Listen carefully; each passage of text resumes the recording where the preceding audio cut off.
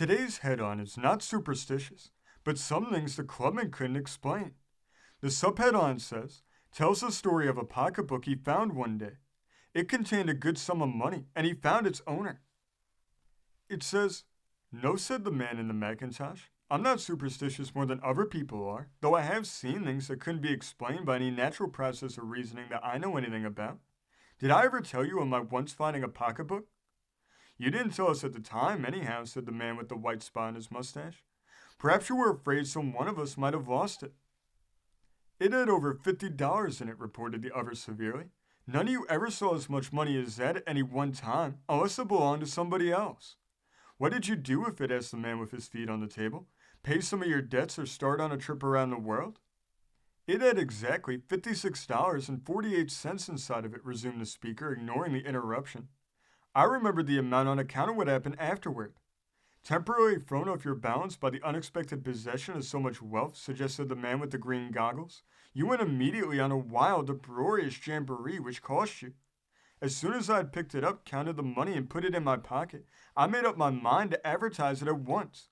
"Oh, you did?" "But on second thought, I concluded it would be less trouble to look over the papers next morning to see if the man who lost it hadn't advertised for it." "Might have cost you the 48 cents, I see," said the man in the baggy trousers. "Go ahead." "So I looked through the lost and found ads the next morning, and there it was. A milkman had lost it. He gave the right amount to a cent and offered $5 for its recovery." "Severe disappointment, wasn't it?" "You never said anything about having the $5 either at the time." "I went next morning to the place indicated, turned over the pocketbook, and received the $5, which I—" "How long ago was it? Got any of it yet?" "Don't try to be sarcastic, gentlemen. That requires an exertion of the intellect, and you are not equal to it. I took the money, as I said, but my conscience never felt quite clear about it."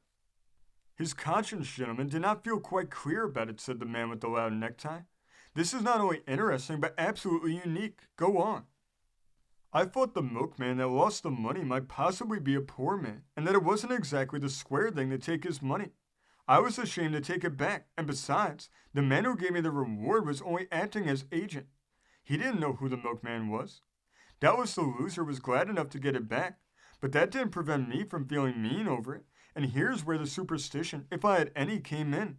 If I had robbed a poor man, I might expect a judgment of some kind to fall upon me, and I was always careful after that never to have exactly $56.48 in my own pocketbook, for fear I should lose it. Several times, on counting the money I was carrying, I found that I had that precise sum, but I always got rid of enough to break the hoodoo at once. One time, however, he says, gentlemen, it was a frequent thing for him to be carrying $56.48. Gee, what powers of imagination! What fertility of invention! What— One night, however, as I was going to tell you, I found myself with that exact amount of money in my pocket while I was on my way home. I had heard he counted it in the streetcar. A rather rough-looking man saw me do it. He got off the car when I did and followed me. My time had come. I could see that. The judgment was about to fall. I hurried along, keeping my eye out for a policeman, but there wasn't one in sight. There never is. Just as I was passing a dark alley, the fellow overhauled me. I hadn't a weapon of any kind. "Say, hold up," he said. "What do you want?" I asked him, with my heart in my mouth.